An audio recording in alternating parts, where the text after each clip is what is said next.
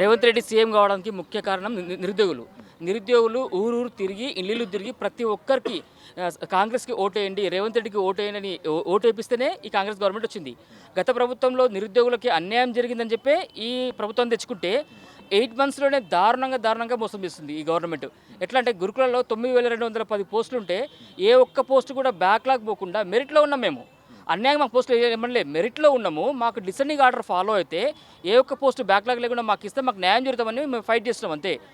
నిరుద్యోగుల ప్రభుత్వం అని చెప్పుకోవడానికే మాకు ఇసు కనిపిస్తుంది ఇప్పుడు. ఎందుకంటే కాంగ్రెస్ కార్యకర్తల కంటే కూడా ఎక్కువ పనిచేసింది ఎలక్షన్లో నిరుద్యోగులే. ప్రతి ఒక్క నిరుద్యోగి ప్రతి ఒక్కరు అంటారు, అరే మేము ఊర్లో పోయినాం, అన్ని ఊర్లో తిరిగి ప్రతి ఒక్కరికి చెప్పి మరీ ఓటేపించుకున్నాం. ఇది నిరుద్యోగుల ప్రభుత్వం అనిపించుకుంటుందా లేకపోతే వాళ్ళకి వ్యతిరేకత అనిపిస్తుంటే ఇప్పుడు అర్థమైపోతుంది. సో గత ప్రభుత్వాన్ని కూలగొట్టినాము, ఈ ప్రభుత్వాన్ని తెచ్చుకుంటే అంతకంటే దారుణంగా వేస్తుంది. మాకు దయచేసి సీఎం గారు అర్థం చేసుకుని ఫస్ట్ గవర్నమెంట్ ఎలా ఫామ్ అయింది, నిరుద్యోగుల వల్ల. సీఎం ఎలా అయ్యావు, నిరుద్యోగుల వల్ల.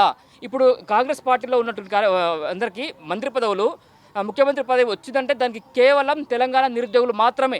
ఏ కాంగ్రెస్ కార్యకర్త కాదు, సోనియా గాంధీ కాదు, రాహుల్ గాంధీ కాదు, ఓన్లీ తెలంగాణ నిరుద్యోగులు మాత్రమే ఇక తెలంగాణలో కాంగ్రెస్కి అధికారం తెచ్చిపెట్టింది. సో అలాంటి నిరుద్యోగులకు మీరు న్యాయం చేయాలి. మాది న్యాయమైన కోరిక. ఎక్స్ట్రా పోస్టులు ఇవ్వనట్లేదు, మేము ఎక్స్ట్రా పోస్టులు కలపబడట్లే. మాకున్న 9210 పోస్టుల్లో ఏ ఒక్క పోస్టు బ్యాక్లాగ్ పోకుండా మా మెరిట్లో ఉన్న వాళ్ళకి డౌన్ మెరిట్ ఫాలో కావండి, డిసెండింగ్ ఆర్డర్లో ఫాలో కావండి. మీ స్వార్థం కోసం మమ్మల్ని మోసం చేయకండి. దయచేసి మా కుటుంబాలు, మేము ఇప్పుడు 3000 పైగా పోస్టులు బ్యాక్లాగ్ పోతుంది సార్. ఆ 3000 పైగా అంటే 3000 కుటుంబాలు దాదాపు. మేము మీకు ఓటేసిన కాబట్టి అడుగుతున్నాం, మీకు ఓటు అయిపోతే అడిగేవాళ్ళం కాదు. నిజంగా చెప్తున్నా, కాంగ్రెస్ కార్యకర్తల కంటే ఎక్కువ పనిచేస్తుంది తెలంగాణ నిరుద్యోగులే. ఖచ్చితంగా మాకు దయచేసి న్యాయం చేయండి.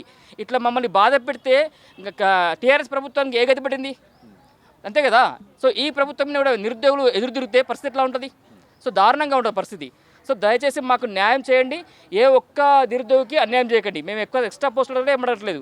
సో మీ గవర్నమెంట్ రావడానికి కారణం మేమే కాబట్టి మా 9210 పోస్టులను ఏ ఒక్క పోస్టు బ్యాక్లాగ్ లేకుండా డౌన్ మెరిట్స్ ప్రకారం 1:1 ఉన్న ప్రతి ఒక్కరికి న్యాయం చేయండి దయచేసి.